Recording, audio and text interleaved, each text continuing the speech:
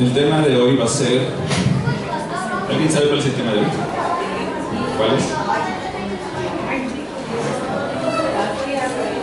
Buscas la vida y no la hallas. Buscas la vida y no la hallas. Vámonos a la cita bíblica, que es Primera de Juan.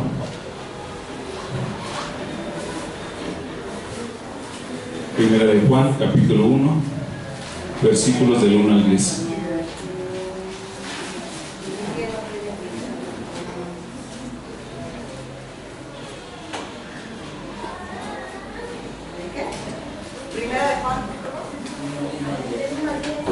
Capítulo 1, versículos del 1 al 10.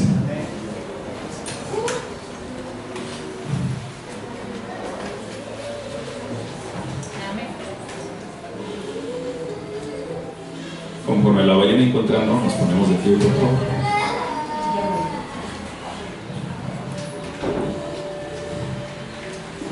Primera de Juan. Primera epístola de Juan, capítulo 1, versículos del 1 al 10.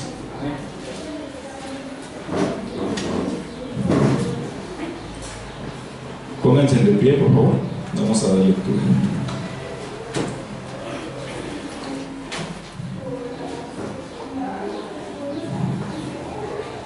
Les anunciamos al que existe desde el principio, a quien hemos visto y oído.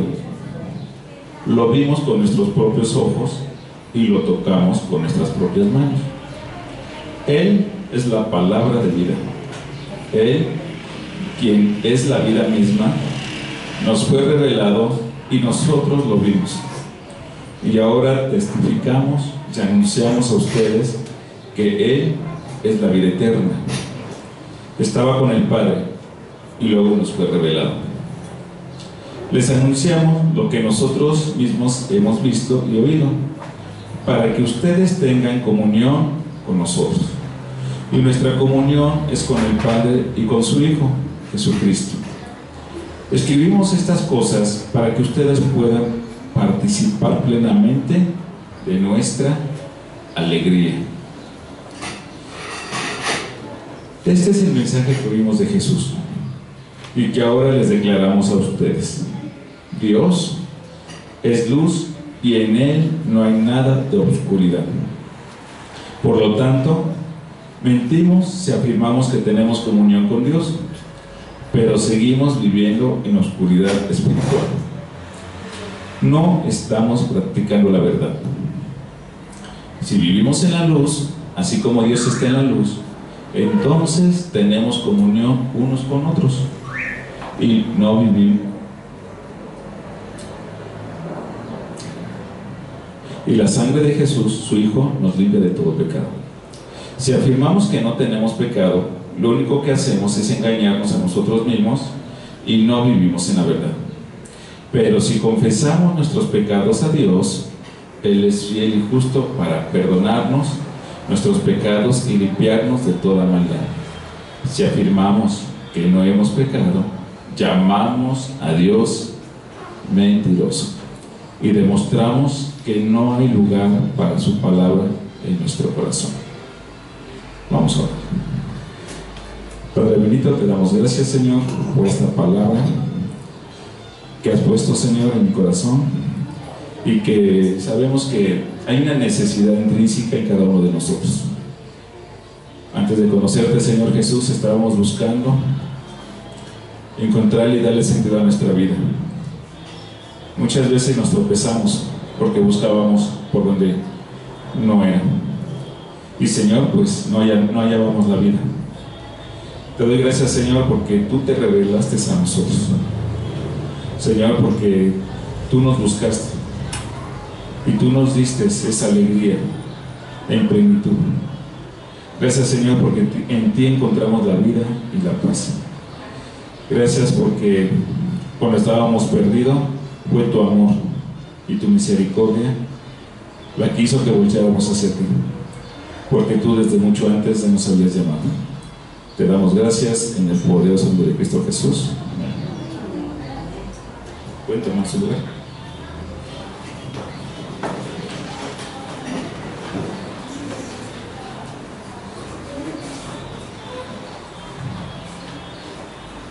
¿Cuántos de aquí siguen buscando? ¿O cuántos de nosotros ya no buscamos? Y creemos que ya encontramos, pero a veces seguimos tristes. A veces los problemas nos agobian. ¿Y será que Dios no quiere que tengamos problemas? ¿O será que Dios quiere que confiemos en Él y pongamos en sus manos cualquier circunstancia que estemos viviendo? ¿Qué es lo que estamos haciendo con la sangre de Jesús? ¿Por qué no le queremos todavía? ¿Qué está pasando? De eso se va a tratar el día de hoy. Buscas la vida y no la hallas. Tal vez porque hay algunas cosas que no hemos entendido y tal vez a lo mejor nada más sean detalles, pero esos detalles que vamos a aprender hoy van a marcar diferencia en nuestras vidas. Quiero empezar con voy a platicar una historia de terror. ¿Alguien ha leído la obra de Víctor Frank, El hombre en busca de sentido? ¿Sí, el hombre? Nuestro pastor ya lo leyó. Y esta obra es El hombre en busca de sentido. Trata de un judío de la Segunda Guerra Mundial. Víctor Frank es el judío que vivió la Segunda Guerra Mundial. ¿Y qué habrá vivido un judío en la Segunda Guerra Mundial? ¿Que no vivió? Bueno, pues él narra que durante la Segunda Guerra él fue llevado a un lugar de concentración. Él no sabía para qué iba. Él simplemente, al ser judío, lo llevaron a un campo de concentración. Él todavía no se imaginaba la atrocidad que él iba a vivir. Él no se imaginaba cosas que en un momento dado iba a ser probado hasta lo más profundo de todo su ser, en donde ya no, de veras ahí no les queda nada, ahí ya no le quedaba nada. ¿Qué creen que le quedaba? Ya no tenía libertad. Ellos estaban desnudos, no tenían ropa. El campo de concentración no era un lugar limpio ni aseado, estaba lleno de excremento. Había gente que moría todos los días, personas que morían. O sea, si digo que estaban desnudos, no poseían absolutamente nada. Ahora, no era un lugar como en el Caribe. Si estamos hablando de Europa, estamos hablando de un lugar frío. Y los inviernos como eran, y no tenían ropa.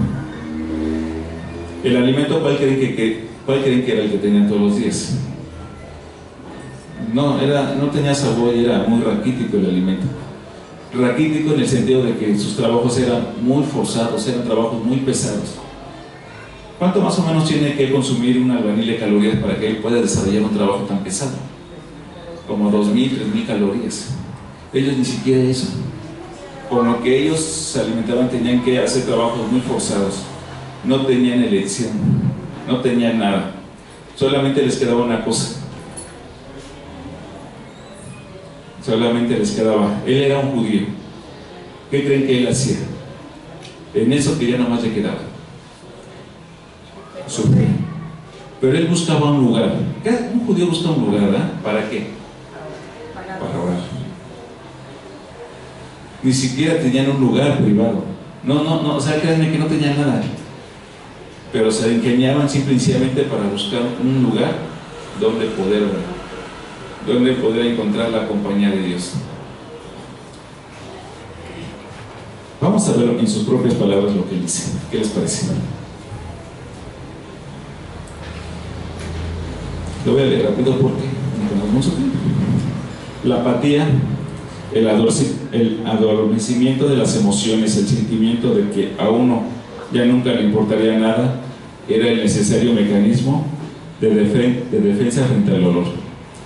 La injusticia, la crueldad y la irracionalidad frente a los golpes diarios casi continuos.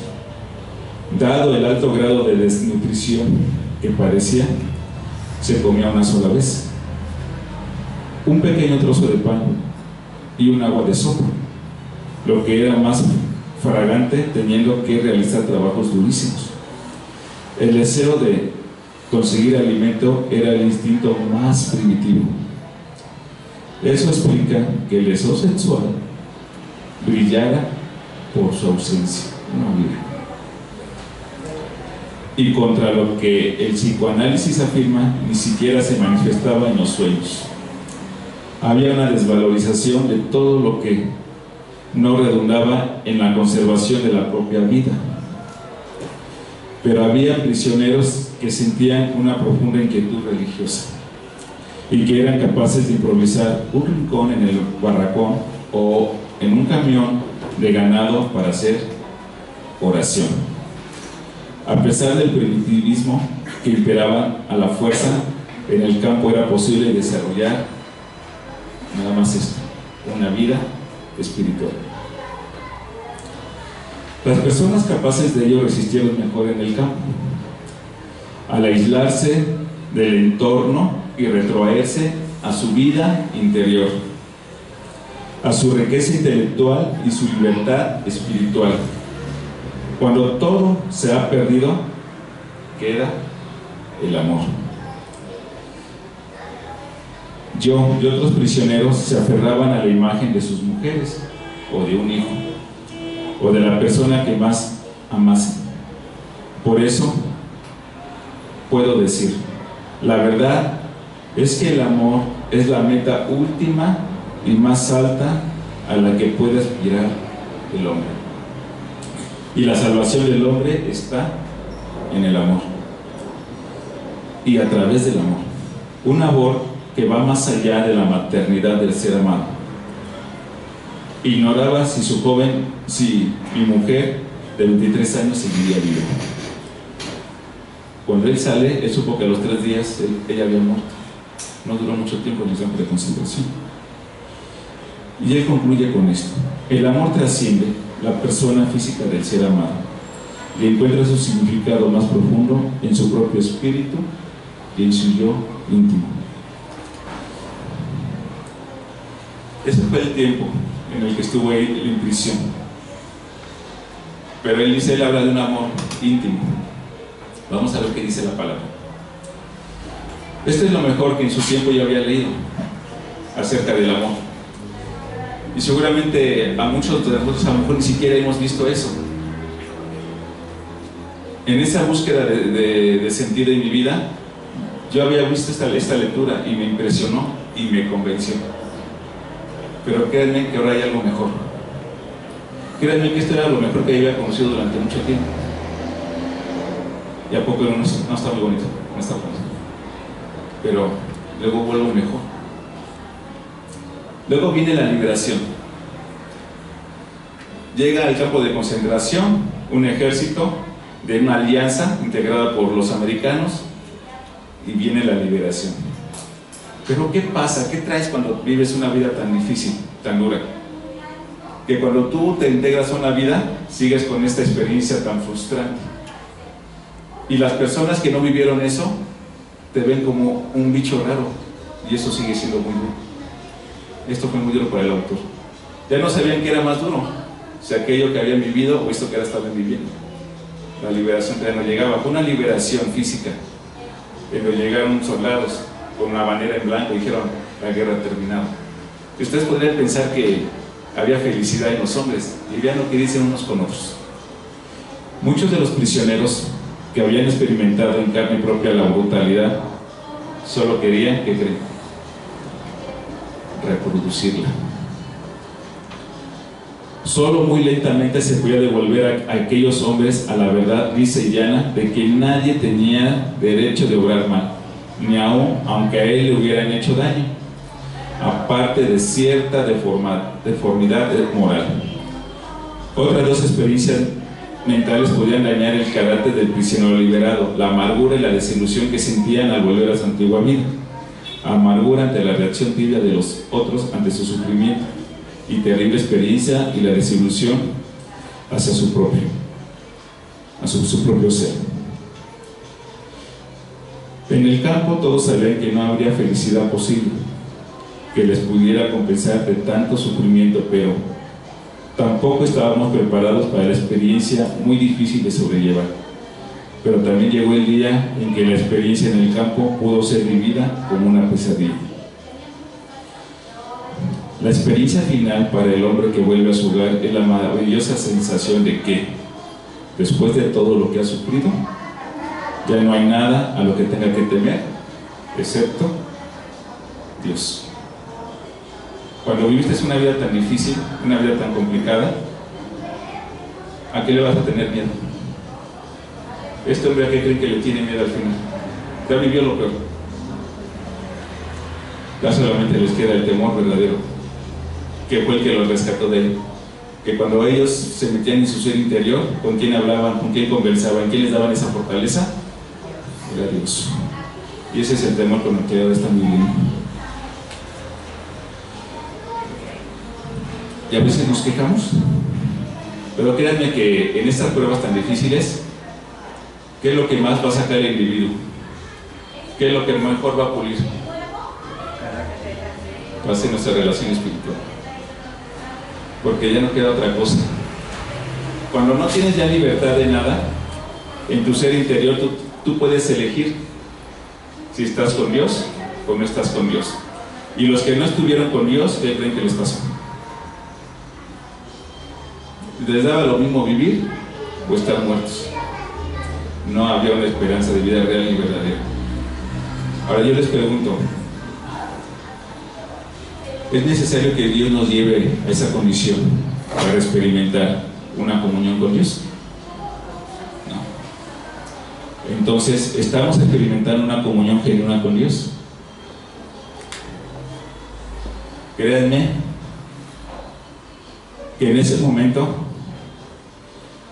¿cómo puede decir el autor? Tuve la maravillosa sensación de que cuando yo volví a mi hogar, nada más tenía un solo temor, y era el temor de Dios. Él puede decir eso. Nosotros lo podremos decir. No lo decimos ¿por qué? ¿Saben qué nos estorba? ¿Saben qué nos están estorbando en nuestra vida? Sí lo saben. Pueden participar. No estén tristes si ya pasó. ¿Qué es lo que nos estorba en la vida? En la mañana, curiosamente, estábamos hablando, ¿verdad?, de esos puntos. A ver, en la mañana, ¿qué nos estorba? ¿De qué hablamos que nos estorba en la vida? El dinero, el afán. El dinero, el afán. Y el dinero nos da comodidades. Y eso es lo que realmente nos estorba en la vida. Cuando nosotros, porque somos nosotros, cuando nosotros ya abarcamos todas nuestras necesidades de alimento, de un hogar, de ciertos lujos, ¿no creen que nos están estorbando para que veamos el corazón de Dios? Muchas veces estamos pidiendo ciertas cosas, un celular, un iPhone, estamos pidiendo un carro, el mejor carro, estamos pidiendo un hogar y que en el hogar tengamos los mejores muebles. ¿Y qué creen? ¿Saben cuánto tiempo nos está consumiendo? ¿Y cuánto nos aparta de Dios? ¿Ustedes creen que una vida así, tan cómoda, nos permita entender o conocer el corazón de Dios? Realmente, hermanos, sí nos están estorbando las cosas, porque primero buscamos las añadiduras antes de conocer el reino de Dios y su justicia. Nos están estorbando todas esas cosas que anhelamos en nuestro corazón. Vamos a ver, el tema es: buscas la vida y no la hallas. Vamos a ver, es recibiendo la vida. Recibiendo la vida. ¿En qué momento ustedes recibieron la vida? ¿Cuando su mamá les dio a luz? ¿Cuando nacieron? En la concepción, en el momento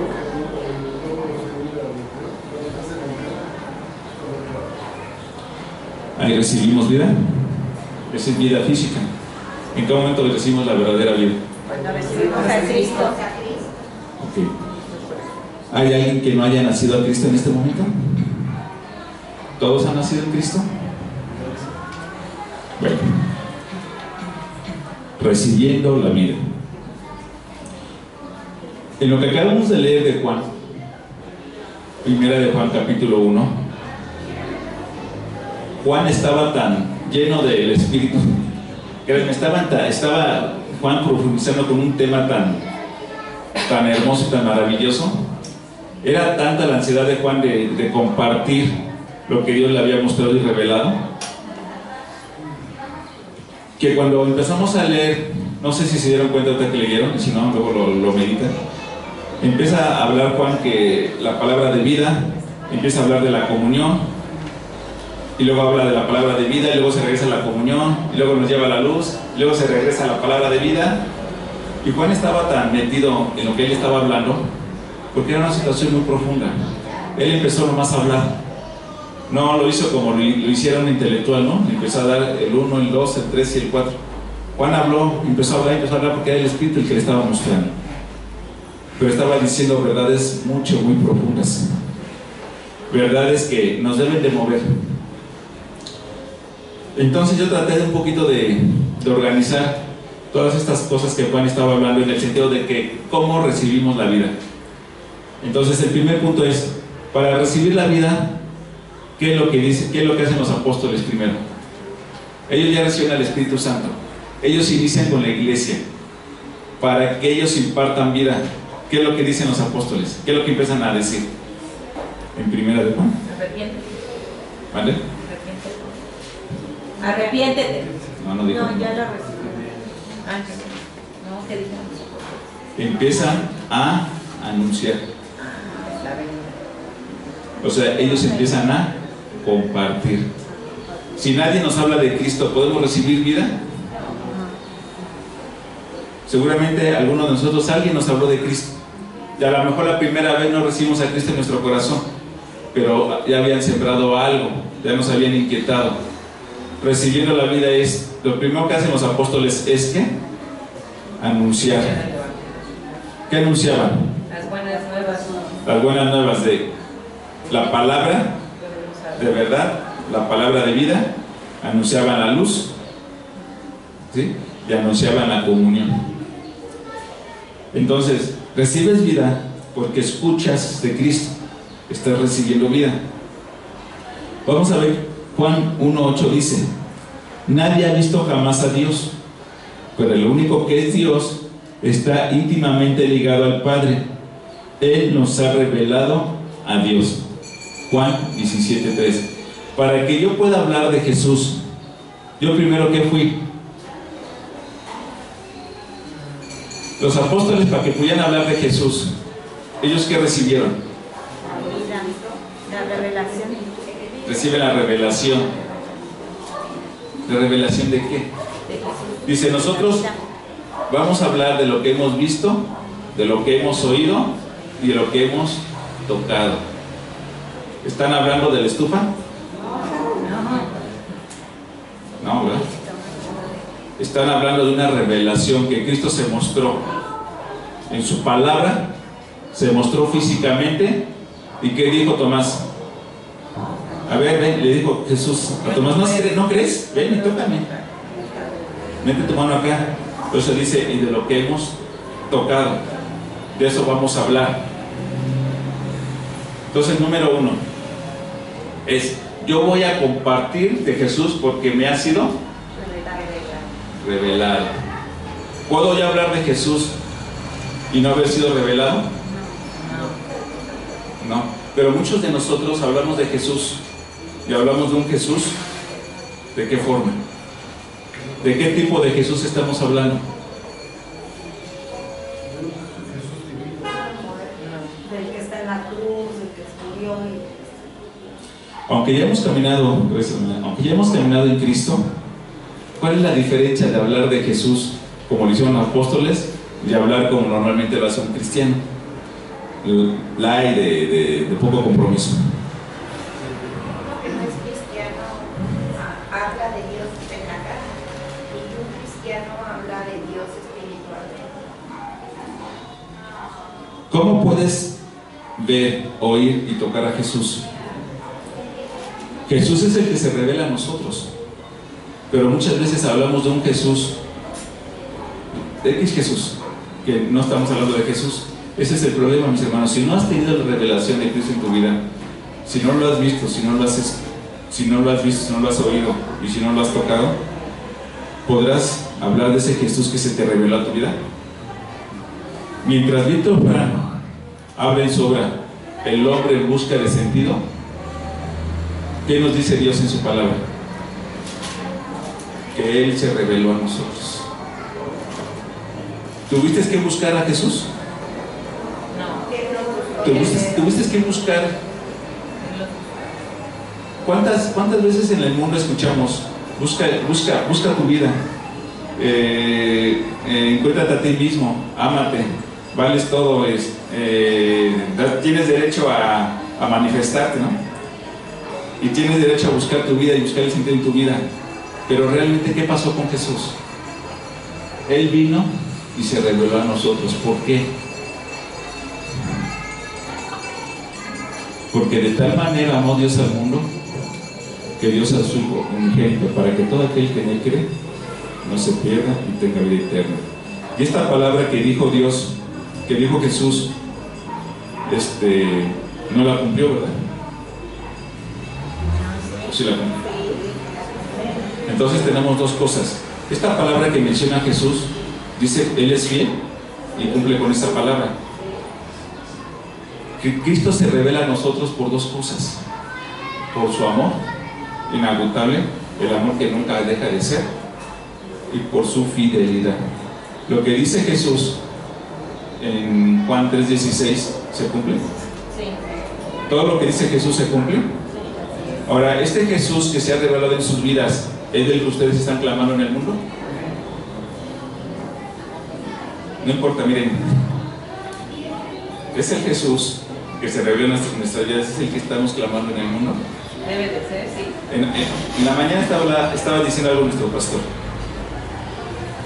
¿Cuáles son las riquezas que debemos de tener en el cielo? Los tesoros que debemos de poner en los cielos. Las almas de hoy. Son las almas. ¿Dónde están esas almas que estamos acumulando? Estamos hablando de ese Dios revelado en nuestras vidas. El Dios revelado en nuestras vidas, ¿qué va a buscar? Que nosotros, ¿qué hicieron los apóstoles? Anunciemos lo que hemos visto, lo que hemos oído y lo que hemos tocado. Es lo que hicieron los apóstoles. Para que podamos recibir vida, ya la recibimos. ¿Y ahí quedó? Tenemos que ir a anunciar. Recibiendo vida es, yo recibo, pero también anuncio. ¿Para qué? Dice la palabra que esto lo voy a dejar en el punto 4, pero piensen en esto. Yo doy vida, yo anuncio a Cristo. ¿Para qué? Yo anuncio a Cristo a los incrédulos. ¿Para qué? Yo anuncio a los cristianos que no están muy en comunión con Cristo. ¿Para qué? Número 2, recibiendo vida. Número 2, confesar nuestros pecados. Versículo 8, 9 y 10. Lo voy a leer. Si afirmamos que no tenemos pecado, lo único que hacemos es engañarnos a nosotros mismos y no vivimos la verdad. O sea, y no vivimos, ¿qué implica? ¿Vida o no vida? Dice, no vivimos, o sea, no hay vida. Si yo digo que no tengo pecado, me engaño, y entonces no tengo vida. Número 9, pero si confesamos nuestros pecados a Dios, Él es fiel y justo para perdonarnos nuestros pecados y limpiarnos de toda maldad. ¿Sí? Número 2, para que yo reciba vida, tengo que reconocer que yo tengo Pecado. no digo pecado. Si yo no digo que no tengo pecado, me engaño. ¿Sí? Nuestra naturaleza es pecaminosa. Ya somos conscientes del pecado. Somos conscientes del pecado, pero ¿por qué mi naturaleza es pecaminosa? Esta es una situación, véanlo como algo profundo. Sí peco, pero más allá de eso, me está diciendo la palabra que mi naturaleza es pecaminosa, porque este cuerpo es corrupto. Sí, sí, sí. ¿Por qué es corrupto? Porque este cuerpo siempre me va a estar tentando al pecado. lo haga o no lo haga, mi naturaleza es pecaminosa, porque siempre voy a tener la tentación del pecado. ¿Sí? El que lo hagan o no lo haga ya es la decisión de cada uno. Es tu libre albedrío. Pero aquí me está diciendo, confiese yo mis pecados, que tengo que orar todo el tiempo, porque ¿qué decía Pablo? Pobre de mí, ¿qué voy a hacer con este cuerpo de muerte? ¿Sí? Pablo entendía que en él estaba implícito el pecado, pero para que yo pueda vencer la naturaleza de este cuerpo de muerte, ¿qué tengo que hacer? Confesar mis pecados. ¿Cómo puedo yo vencer esto? Este cuerpo de muerte, reconociendo que antes que nada tengo una naturaleza pecaminosa, porque siempre la tentación del pecado me va a estar llamando.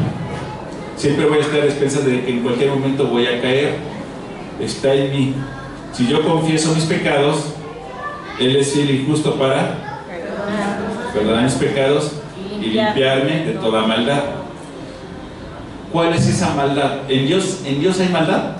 No. ¿En Dios están las tinieblas? No. Pero dice que Dios creó todas las cosas.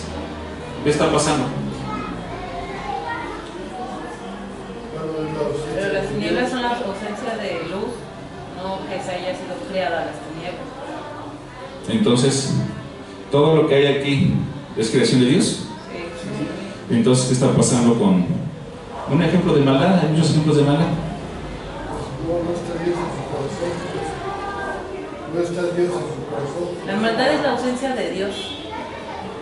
¿La maldad es qué? La ausencia de Dios. La maldad es la ausencia de Dios. Deme ejemplos de esa ausencia de Dios. Aquí, hermana. ¿La qué? La mentira, el engaño. La mentira, el engaño, la envidia, La envidia. la codicia, el adulterio, La idolatría. la ira, el coraje. Todo eso es maldad. Dice Dios que nos va a limpiar de toda maldad. Nos va a limpiar de nuestro egoísmo, de nuestra amargura, de nuestro celo. Dios nos va a limpiar de toda maldad. Para que Dios me deje puro, para que yo no tenga esos pensamientos que me deprimen, que me entristecen, ¿yo qué tengo que hacer? Confesar mis pecados. Si yo no confieso mis pecados, ¿estoy en luz o estoy en oscuridad? ¿Por qué? Porque Dios no me ha limpiado. Si yo no confieso mis pecados, Dios no me limpia de mis pecados. Yo estoy en oscuridad. Y si yo digo que no tengo pecado, estoy pecando gravemente, porque ¿a quién hago mentiroso? Dios. Entonces, número 1 es escuchar el mensaje y dar el mensaje de la revelación de Jesús a mi vida.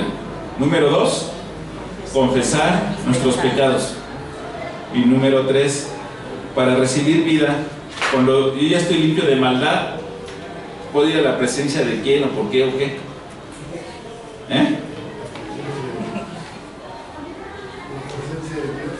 Sí, yo confieso mis pecados, Dios me limpia de toda mi maldad y ahora sí entro en una perfecta comunión con el Padre y con el Hijo. Ahora, esta comunión del Padre con el Padre y con el Hijo, ¿cómo puede ser una comunión? La comunión con el Padre y con el Hijo, ¿cómo se puede dar? ¿O qué es una comunión? Conocerse, tener una relación. Tener una relación, conocerse. Eso es una comunión. Se da en el espíritu, en el amor. ¿En qué? En el espíritu. Una comunión en el espíritu, conocerse. En amor. ¿Qué más? En amor.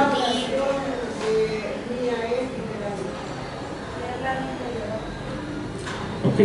Dicen los apóstoles, cuando ellos empezaron, dicen lo que hemos oído, lo que hemos visto y lo que hemos tocado. ¿Sí? Dice ellos, porque nosotros tenemos comunión con el Padre y con el Hijo, les vinimos a dar estas noticias. ¿Para qué? Ahorita se puede decir. Entonces, la comunión con el Padre y con el Hijo se da cuando yo confieso mis pecados. Si yo no confieso mis pecados, ¿qué está pasando con esa comunión? No hay. No hay. No hay. Pero yo creo que sí hay. Muchos van a pensar que estoy en comunión con Dios cuando no estoy en comunión con Dios. Yo tengo que confesar mis pecados. Ahora, habíamos comentado en la semana, es válido decir, y Señor, perdóname todos mis pecados por omisión. No. ¿Cuántas veces no hemos orado de esta forma? Y Señor, todos esos pecados que estoy omitiendo, perdónamelos. ¿Por qué no es válido? Porque ya tenemos al Espíritu que nos redarguye. Es el mismo Espíritu el que nos dice. Entonces, yo tengo que confesarle a mi Padre todos mis pecados. Y si yo sé que algo no es pecado, por desconocimiento del pecado, ¿qué es lo que me va a revelar? Me va a mostrar que esto que yo pensé que no era pecado, también es pecado. El Espíritu. ¿Sí? Es mi constante comunión con Dios en oración. Pero si yo ni siquiera me he esforzado en confesar todos mis pecados, ¿cómo me voy a dar cuenta que sigo pecando? Es bien importante el que estemos orando sin cesar. Pero esta oración sin cesar tiene que ver mucho con la confesión de mis pecados. Si yo vengo al tiempo de oración los martes a las 10 de la mañana y no confesé yo mis pecados, ¿cuál es la desgracia que está pasando en el tiempo de oración? Que no tengo comunión con No hay Dios. comunión con Dios. Mis oraciones. Y si no tengo comunión con Dios, ¿estoy pidiendo en la voluntad de Dios o estoy pidiendo en mis fuerzas? En las fuerzas de Dios. Esa es la tragedia que nos va a pasar. Y si el martes en el tiempo de oración yo no me puse a cuentas con Dios, no me confesé, Dios no me limpió de toda maldad, y si Dios no me limpia de toda maldad, ¿cómo vengo yo a orar? Ahora, si yo estoy aquí dando una palabra, ¿creen que algo me está estorbando? ¿Creen que cuando el pastor pasa al frente algo le estorba? No, porque ya se pusieron a cuentas. Se deben de poner ya. Se tuvo que poner a cuentas con Dios. Créanme que antes de que alguien se pare aquí al frente hay muchas cosas que nos están estorbando. Muchas. Pero te tienes que poner a cuentas con Dios, porque no vaya a ser que vayas a dar un mensaje de hombre o un mensaje equivocado y no el mensaje que Dios quiere. Ahora, esta es una condición del que predica. Para que ustedes puedan escuchar la predicación, ¿qué tienen que hacer? También ponernos a cuentas Sí. para que pueda entrar. ¿Y esto cómo se llama entonces? Comunión. Comunión de unos con otros. Esto es lo que hicieron los apóstoles. Este es el punto número 4. ¿Sí? Estar en comunión unos con otros es. Los apóstoles, cuando pasa el incrédulo, para que yo pueda estar en comunión con él, yo le tengo que decir, tengo que anunciar de lo que he visto, he oído y he tocado, para que yo pueda estar en comunión con aquel incrédulo. Entonces este incrédulo se convierte a Cristo y ya estamos en comunión. Vamos a ver qué dice el versículo 7. Si vivimos en la luz, así como Dios está en la luz, entonces tenemos comunión unos con otros, y la sangre de Jesús, su Hijo, nos limpia de todo pecado.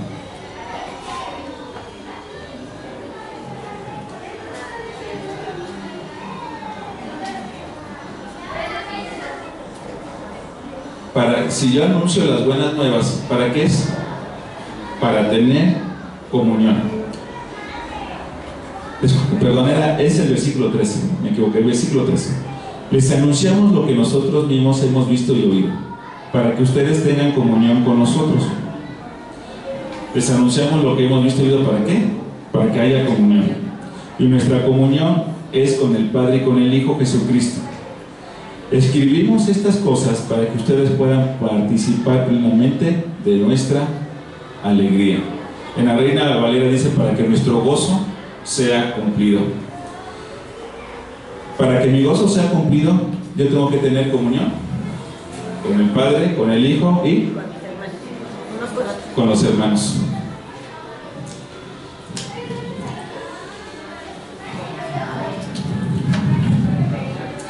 Entonces ya tenemos los 4 puntos. Número 1 es escuchar el mensaje y dar el mensaje. Número 2, confesar nuestros pecados.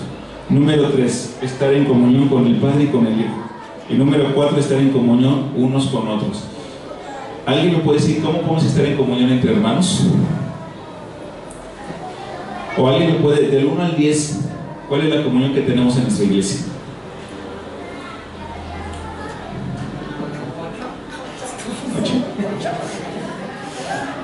¿Cómo ven? 8, No, 9, 10. yo digo que no, porque la mayoría no sabíamos esta palabra de que tenemos primero que confesar nuestros pecados, porque si algún pecado no ha sido confesado, ese no se nos ha perdonado, entonces no podemos tener comunión. Pero ahora que ya lo sabemos, ya vamos a tener comunión. Denme ejemplos de cómo podemos acrecentar nuestra comunión. ¿Cómo podemos sembrar comunión entre nosotros? Pues por la misma manera que lo hacemos con Dios. Primero nos va a mover el amor. Después nos va a mover el querer conocernos. Ese mismo amor nos lleva a querer conocernos, a entablar una relación estrecha. Lejos de juzgar o de otra cosa, es edificar. O sea, como hermanos.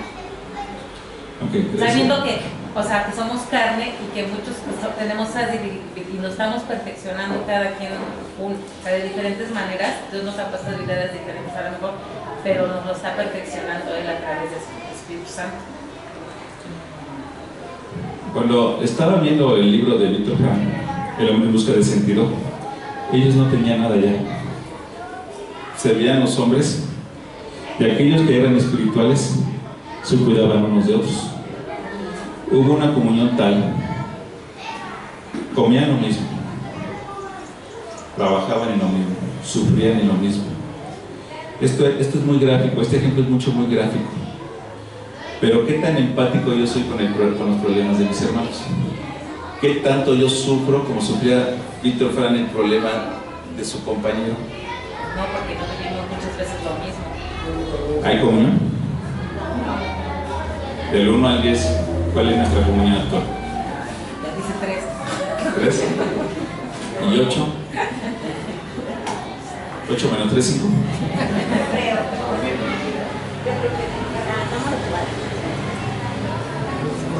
De panzazo, yo pongo. Miren, hermanos, si alguien, vamos a poner dos ejemplos. Si alguien en este momento está teniendo abundancia en su vida del mundo y alguien está teniendo carencias, ¿yo estoy sintiendo lo mismo por el que tiene carencias? No.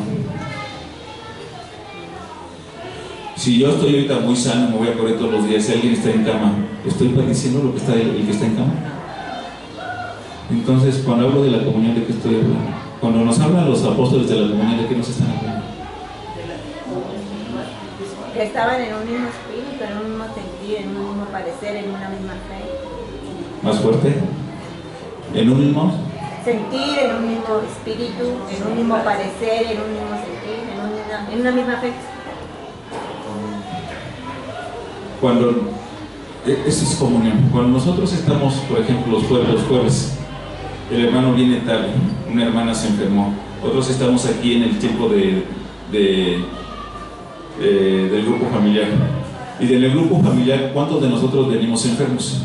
Yo he venido, créanme que he venido yo muy enfermo, ni siquiera se los he comentado. No quiero reprochar a los que estén enfermos si no hayan venido. Lo que quiero decir es que hay empatía unos por otros. Yo puedo decir, pues ya está, he venido enfermo. No quiero decir eso. Lo que quiero decir es que el amor es el que me ha traído. La enfermedad no es lo que me detuvo.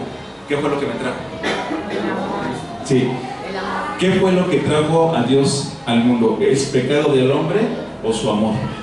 Amor. ¿Sí? ¿Me explico? ¿Qué es lo que me trae a mi iglesia? ¿Es el amor o el compromiso? Debe de ser el amor. Por eso yo digo, ¿vengo a la iglesia es por mi enfermedad? Digo, no vengo a la iglesia por la enfermedad o voy a la iglesia por mi amor. Víctor Fran experimentó el amor de tal manera que dice, lo único que ya tenía en ese momento era el amor. ¿Cuántas veces nosotros estamos atrás de algo para no compartir con los hermanos?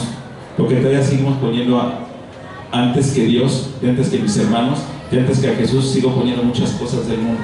Y las cosas del mundo es esto: me da flojera. Estoy viendo los Juegos Olímpicos.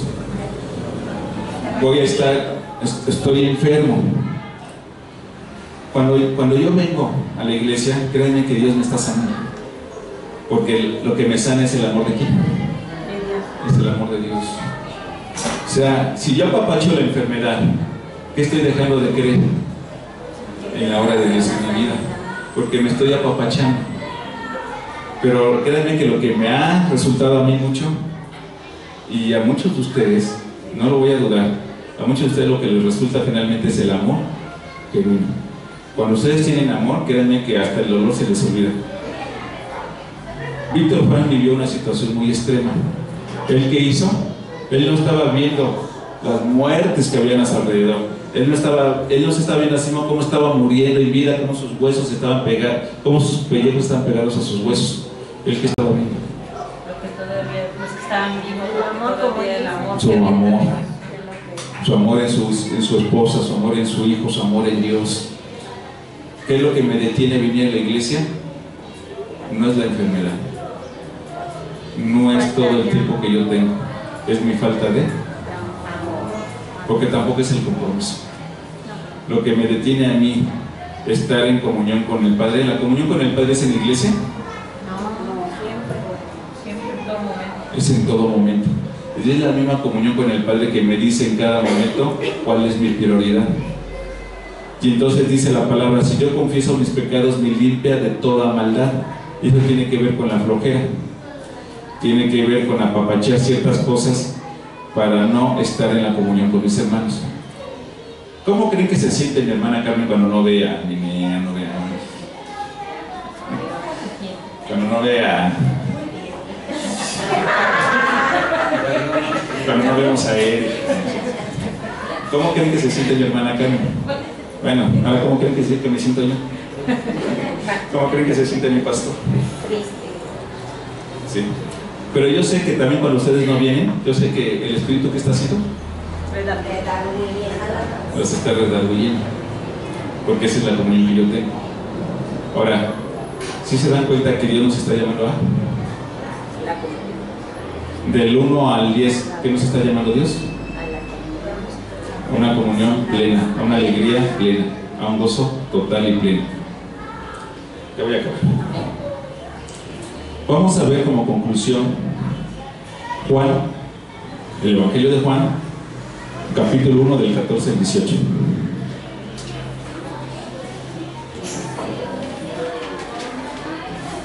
Lo voy a leer. Entonces la palabra se hizo hombre y vino a vivir entre nosotros. Estaba lleno de amor inagotable y fidelidad. Ya hemos visto su gloria, la gloria del único Hijo del Padre. Aquí me detengo un poquito.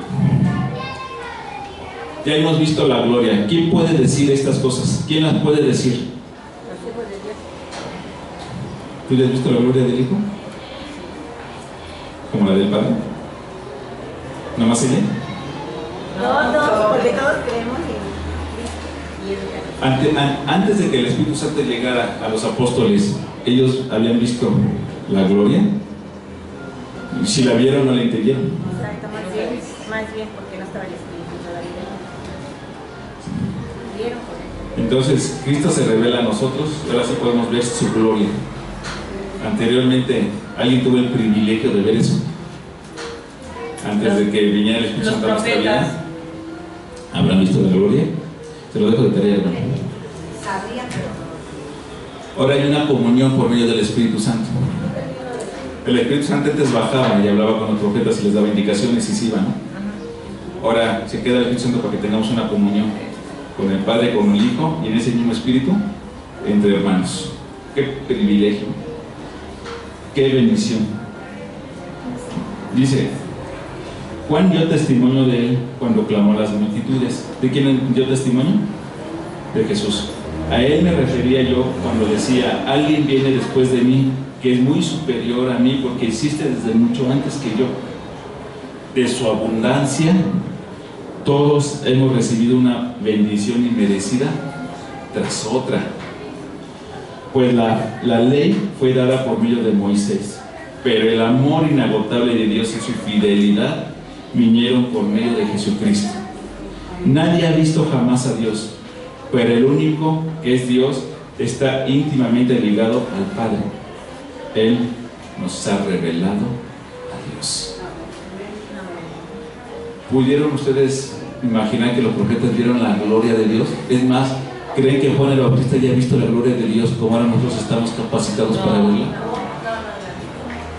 Porque fue por medio de Jesús el que ahora nosotros nos fue revelado para que podamos ver a Dios, pero Él nos fue revelado. ¿Tenemos que andar buscando la vida? ¿O la vida ya nos fue dada por medio de Jesús? Vaya, hermano, nos ha sido revelado. Antes de terminar, ya iba a acabar, pero no antes sin decir, de su abundancia todos hemos recibido una bendición inmerecida tras otra.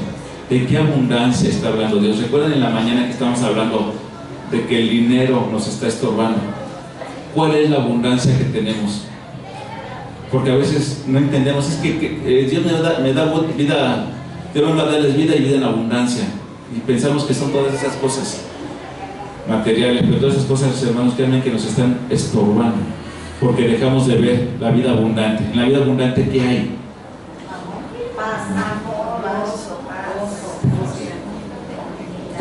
Todos esos frutos del Espíritu, esa es la vida abundante. Si yo tengo amor, ¿qué me hace falta?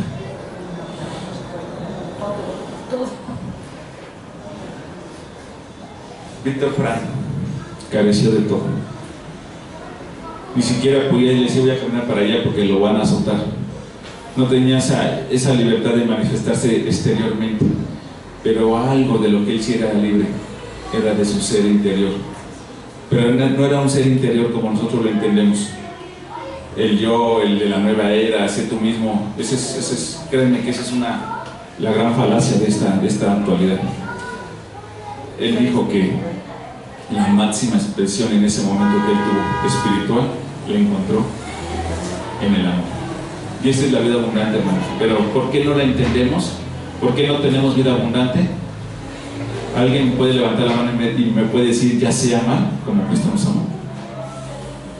Estamos en el camino y estamos en el proceso. Estamos siendo transformados por el Espíritu de Dios, por la sangre de Cristo. Es la sangre de Cristo el que nos está transformando y Él nos está revelando esta forma de amar. Si alguien conoce otra, esta es la vida, la que Cristo nos ha revelado por medio de los apóstoles, y que nosotros la tenemos que dar en revelación a los incrédulos. Amén. Cierren sus ojos. Padre bendito, Señor, venimos ante ti con un corazón humilde y dispuesto, Señor, para que tú nos reveles por medio de tu Espíritu a nuestro espíritu la vida abundante, toda tu gloria, toda tu magnificencia, Señor. Gracias, Padre, porque ese fue tu anhelo, ese fue tu plan, el que tú enviaras a tu Hijo para que todo aquel que en Él crea no se pierda, porque fue el acto de tu amor, Señor. Fue más allá que del pecado del hombre. No fue el pecado tu accionar, Señor, sino fue tu amor inagotable. Gracias, Padre bendito, porque a pesar de que hemos caminado o creemos caminar contigo, sabemos que tu bendición ha sido una tras otra inmerecidamente. Gracias, Padre, porque tan solo tú nos pides que confesemos nuestros pecados, que estemos en oración todo el tiempo, para que tú nos limpies de toda maldad, y para que cuando nosotros estemos en tu presencia y estemos intercediendo por todas las cosas del mundo, Señor, nuestra oración sea conforme a tu voluntad, para que nuestra oración tenga propósitos, para que nuestra oración sea escuchada en todo lo bueno que eres tú, Señor.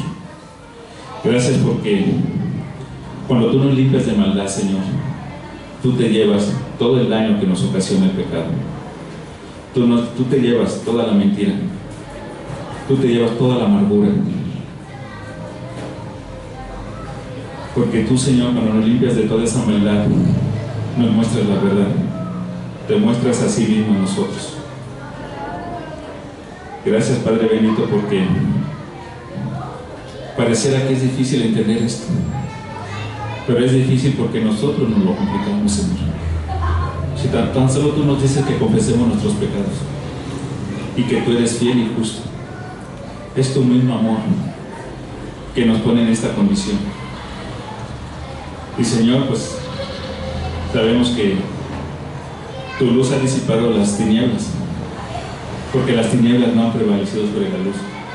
Tú no dijiste que te llevaste las tinieblas.